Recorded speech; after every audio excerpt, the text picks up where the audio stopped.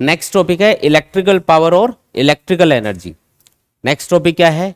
Electrical power और electrical energy.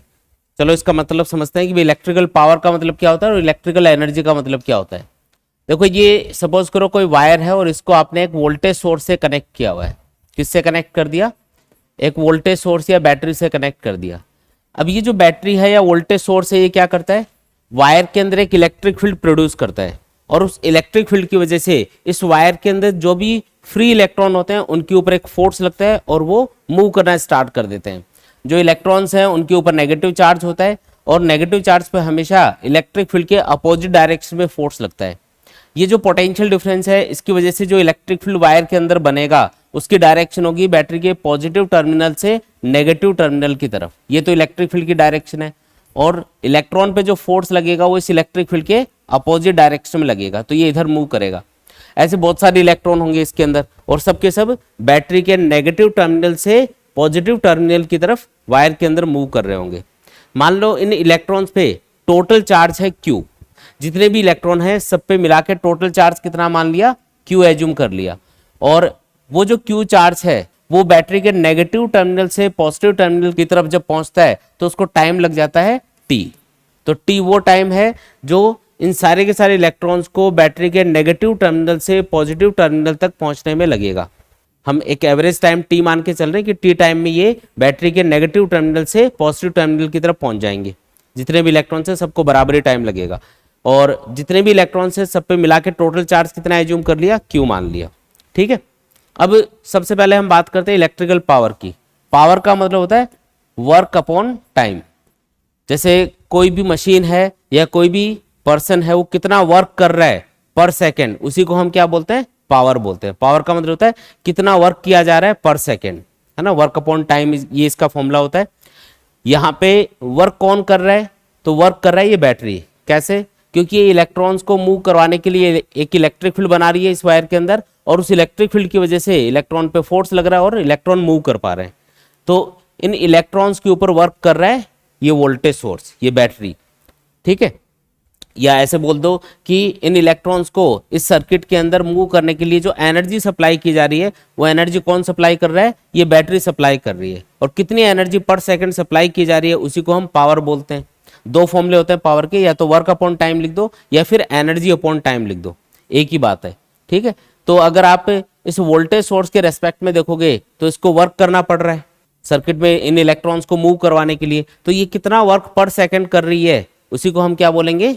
Electrical power बोलेंगे। या फिर ऐसा बोल दो कि ये जब इलेक्ट्रॉन मूव कर रहे होंगे तो इनको कुछ एनर्जी मिल रही होगी तभी ये मूव कर पा रहे हैं और वो एनर्जी कौन सप्लाई कर रहा है? Voltage source. तो कितनी एनर्जी पर सेकंड सप्लाई की जा रही है इस वोल्टेज सोर्स के थ्रू इन इलेक्ट्रॉन्स को, उसी को हम क्या बोल देंगे? इलेक्ट्रिकल पावर बोल देंगे। तो ये तो इसका मतलब है। मान लो कि सर्किट में जो करंट फ्लो रहा है वो है I। सर्किट में करंट की वैल्यू क्या एज्यूम कर ली हमने? बोलो, I एज्यूम कर ली। ठीक है, और करंट की डेफिनेशन आपको पता ही है, the flow rate of electric charge is called electric current. यानी कि सर्किट में जो करंट फ्लो रहा होगा उसको हम क्या लिख सकते हैं? Q/T लिख सकते हैं। Q वो चार्ज है जो सर्किट में मूव कर रहा होगा और T उसको मूव करने में लगा हुआ टाइम है। तो Q/T को हम क्या बोल देंगे? सर्किट में फ्लो होने वाला करंट। अब आपको जो फॉर्मूला बनाना है इलेक्ट्रिकल पावर का वो वोल्टेज और करंट के टर्म्स में या इस वायर के रेजिस्टेंस के टर्म्स में बनाना है। तो मैं यहाँ से इस वर्क को हटाऊंगा। इस वर्क को हटाने के लिए हम क्या करेंगे? एक और फॉर्मूला यूज करेंगे जो पोटेंशियल डिफरेंस वर्क और चार्ज के बीच में होता है। अगर किसी भी चार्ज को आप इलेक्ट्रिक फील्ड के अंदर एक जगह से दूसरी जगह लेके जाते हो तो उसके लिए जो वर्क करना पड़ता है डिवाइडेड बाई चार्ज, वो हमेशा उन दोनों पॉइंट्स के बीच में पोटेंशियल डिफरेंस के बराबर होता है। ये एक फॉर्मूला है जो इलेक्ट्रोस्टैटिक्स में हम पढ़ते हैं, ये हम यूज करेंगे। फॉर्मूला क्या है?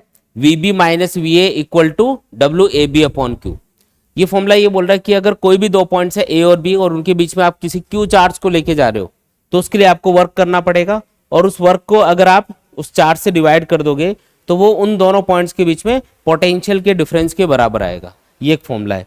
अब यहाँ पे पोटेंशियल डिफरेंस कौन प्रोड्यूस कर रहा है इस वायर के अक्रॉस? ये वोल्टेज सोर्स। कितना? V। तो VB माइनस VA किसके बराबर होगा? V के बराबर होगा। टोटल जो वर्क करना पड़ रहा है इसको बैटरी को सर्किट में इलेक्ट्रॉन्स को मूव करवाने के लिए वो मान लेते हैं W। तो WAB की जगह मैंने W लिख दिया। टोटल चार्ज कितना है जिसको मूव करवाना है, जिसको लेके जाना है, वो है Q। तो यहां से W इक्वल्स टू क्या आ गया, बोलो W इक्वल्स टू क्या आ गया, Q इंटू वी आ गया। आया समझ में। और अगर मैं ये W की वैल्यू इस फॉर्मूले के अंदर पुट करूंगा तो यहाँ पे लिख देते हैं इसको, इसी को सॉल्व कर देते हैं। करंट को तो मैं यहाँ लिख देता हूँ I equal to Q by T. तो W की जगह हम क्या लिखेंगे, Q इंटू वी लिखेंगे।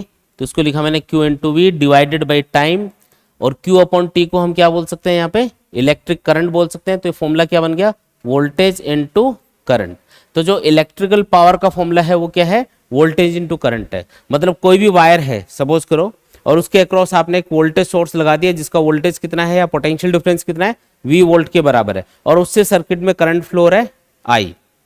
तो वो कितनी पावर इस वायर को सप्लाई कर रहा होगा, वो वोल्टेज सोर्स कितनी इलेक्ट्रिकल पावर इसको सप्लाई कर रहा होगा, तो वो किसके बराबर होगा, वोल्टेज जो उसको सप्लाई किया जा रहा है इनटू करंट। तो वोल्टेज इनटू करंट किसका फॉर्मूला बन गया, इलेक्ट्रिकल पावर का फॉर्मूला बन गया। और ओम्स लॉ के अकॉर्डिंग इसी फॉर्मूले को आप दो और तरीके से लिख सकते हो।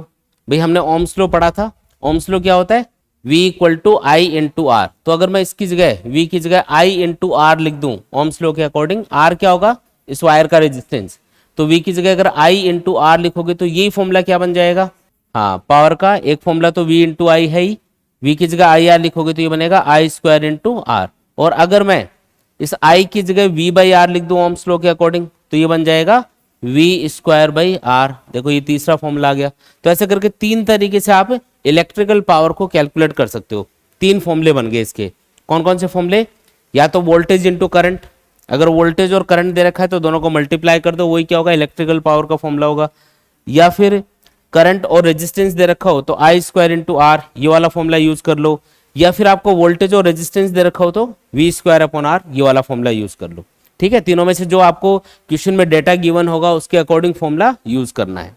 ठीक है, समझ में आया कि तो ये तो हुई इलेक्ट्रिकल पावर की बात। अब हम देखते हैं कि इलेक्ट्रिकल एनर्जी क्या चीज होती है।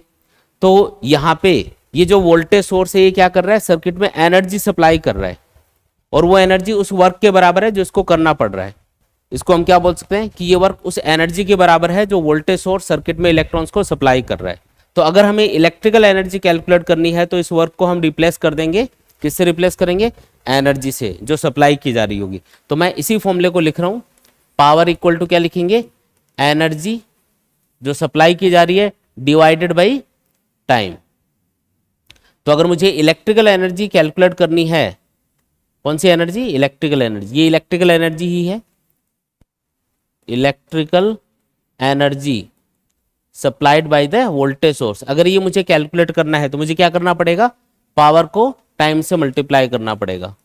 अब इसी वोल्टेज सोर्स की जो पावर है, यानी कि जो सर्किट में करंट सप्लाई करने की जो पावर है, वो हम ऑलरेडी कैलकुलेट कर चुके हैं। ये तीन फॉर्मूले इसके, तो तीनों में से कोई भी एक फॉर्मूला यूज कर लो। तीनों जैसा डेटा गिवन होता है उसके अकॉर्डिंग फॉर्मूला यूज करना होता है। बस आपको करना इतना ही है कि जो पावर का फॉर्मूला है उसको टाइम से मल्टीप्लाई कर दो। जैसे टी टाइम के अंदर सर्किट में कितनी एनर्जी सप्लाई की इस वोल्टेज सोर्स ने, तो वो बराबर होगी V इंटू आई, ये पावर की जगह लिखा है मैंने, इंटू टी। या फिर आप क्या ये फॉर्मूला यूज कर सकते हो, I स्क्वायर आर, पावर की जगह लिख देंगे I square R into T. या फिर क्या फॉर्मूला यूज करेंगे, V square upon R into T. इन तीन में से जो भी क्वेश्चन में डेटा गिवन होगा उसके अकॉर्डिंग फॉर्मूला यूज करना है। समझ में आया क्या। तो इलेक्ट्रिकल एनर्जी कैलकुलेट करनी है तो आपको टाइम हमेशा गिवन होगा कि भाई इतने टाइम में कितनी एनर्जी सर्किट में सप्लाई की जा रही है, वो कैलकुलेट करके बताओ। तो आपको पावर को टाइम से मल्टीप्लाई कर देना है, तो आपके पास इलेक्ट्रिकल एनर्जी आ जाएगी। और अगर इलेक्ट्रिकल पावर पूछे तो आपको फिर ये तीन फॉर्मूले दे ही रखे हैं, ठीक है, इनमें से कोई भी एक फॉर्मूला यूज कर लो। अगर इलेक्ट्रिकल एनर्जी कैलकुलेट करनी है तो क्या करना है, पावर को टाइम से मल्टीप्लाई कर देना। तो ये तीन फॉर्मूले याद रखो, इनको टी से मल्टीप्लाई करोगे तो क्या आएगा, इलेक्ट्रिकल एनर्जी आ जाएगी। हमारे घर पे जो एनर्जी मीटर लगा होता है वो किस चीज को मेजर करता है, अगर आपको पूछा जाए कि घर पे जो मीटर लगा होता है इस टाइप का, वो किस चीज को मेजर करके बताता है, इलेक्ट्रिकल पावर को या फिर इलेक्ट्रिकल एनर्जी को। इसका नाम होता है एनर्जी मीटर, क्योंकि ये इलेक्ट्रिकल एनर्जी को मेजर करता है। किसको मेजर करेगा, इलेक्ट्रिकल एनर्जी को। जब आप घर पे डिफरेंट टाइप के इंस्ट्रूमेंट यूज करते हो तो कितनी इलेक्ट्रिकल एनर्जी आप कंज्यूम कर रहे हो, कितनी इलेक्ट्रिकल एनर्जी आप खर्च कर रहे हो, उसको ये दिखाता है। यहाँ पे कुछ रीडिंग्स आती है, देखो इसके अंदर। अच्छा, ये जो रीडिंग है इनको हम यूनिट्स बोलते हैं कि भाई इतनी यूनिट इलेक्ट्रिसिटी हमने खर्च कर दी। तो वन जो यूनिट होगी, वन यूनिट जो इलेक्ट्रिसिटी होगी या वन यूनिट जो इलेक्ट्रिकल एनर्जी हम खर्च करेंगे वो किसके बराबर होगी, मतलब उसको कैसे कैलकुलेट किया जाता है। तो वन यूनिट बराबर होती है 1 किलोवाट आवर के। ये क्या चीज लिखी है यहाँ पे, 1 किलोवाट आवर, मतलब आपके पास कोई भी एक इंस्ट्रूमेंट है और उसकी पावर कितनी है, 1 किलोवाट है। किलो मतलब क्या होता है, 10 की पावर 3, मतलब 1000 वाट का कोई भी एक इंस्ट्रूमेंट है, जैसे कोई इलेक्ट्रिकल मोटर हो सकती है, कोई प्रेस वगैरह हो सकती है, कोई भी इंस्ट्रूमेंट है, उसकी पावर कितनी होनी चाहिए, 1 किलोवाट होनी चाहिए।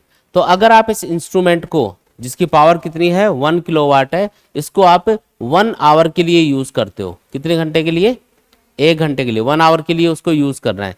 1 घंटे जब आप उसको यूज करोगे तो वो जितनी इलेक्ट्रिकल एनर्जी खर्च करेगा उसी को हम क्या बोलते हैं, 1 किलोवाट आवर। समझ में आया क्या, 1 किलोवाट आवर क्या है, वो इलेक्ट्रिकल एनर्जी जो 1 किलोवाट पावर का कोई भी इंस्ट्रूमेंट 1 आवर के अंदर खर्च करेगा। ये आवर क्या है, ये टाइम की यूनिट है, और टाइम को हम जब भी मेजर करते हैं तो सेकंड में लिखते हैं, ऐसा यूनिट उसकी सेकंड होती है। तो उसको कन्वर्ट करके और देख लेते हैं कि भी कितनी जूल एनर्जी को हम 1 यूनिट के इक्विवेलेंट बोल सकते हैं। देखो 1 किलो को हमने क्या लिख दिया, 10 की पावर 3, और आवर को हम लिख सकते हैं 3600 सेकेंड, लिख सकते हैं ऐसा। तो इसको आप सॉल्व करोगे तो ये कितना आएगा, ये आएगा 3.6 इंटू 10 की पावर क्या बन जाएगा, 6, और ये जो यूनिट है ये आ जाएगी जूल, क्योंकि आपने सारी जो यूनिट है वो ऐसा यूनिट यूज करी है। तो इससे जो आंसर निकल के आएगा वो जूल में आएगा अपने पास में। ऐसा यूनिट ऑफ एनर्जी क्या होती है, जूल। तो ये इतने जूल के बराबर होता है। 1 किलोवाट आवर किसके बराबर है, 3.6 इंटू 10⁻⁶ जूल के बराबर है। इस पे क्वेश्चन इस टाइप का बनता है मोस्टली कि आपके घर पे इतने बल्ब लगे हुए हैं, इतने फैन लगे हुए हैं, और उनकी पावर इतनी इतनी है, ठीक है, इतने इतने घंटे आप उनको यूज कर रहे हो, तो बताओ कितने यूनिट इलेक्ट्रिसिटी आपने खर्च करी। नंबर ऑफ यूनिट्स पूछी जाती है। तो नंबर ऑफ यूनिट कैलकुलेट करने का एक फॉर्मूला बना लेते हैं। नंबर ऑफ यूनिट्स, जब भी नंबर ऑफ यूनिट्स कैलकुलेट करनी है तो जो भी इंस्ट्रूमेंट्स हैं उनकी इलेक्ट्रिकल पावर आपको किलोवाट में लिखनी है, क्योंकि हमने डेफिनेशन क्या बताई इसकी, 1 यूनिट की। 1 किलोवाट का इंस्ट्रूमेंट 1 आवर में जो इलेक्ट्रिसिटी कंज्यूम करेगा उसी को हम क्या बोलेंगे, 1 किलोवाट आवर। तो सबसे पहले क्या करना है, नंबर ऑफ यूनिट्स कैलकुलेट करने के लिए जो भी इंस्ट्रूमेंट है उसकी पावर अगर वाट में दे रखी है, पावर किस में दे रखी है, वाट में, तो सबसे पहला काम क्या करोगे, उसको 1000 से यानी कि 10 की पावर 3 से डिवाइड करके किलोवाट में चेंज कर लोगे।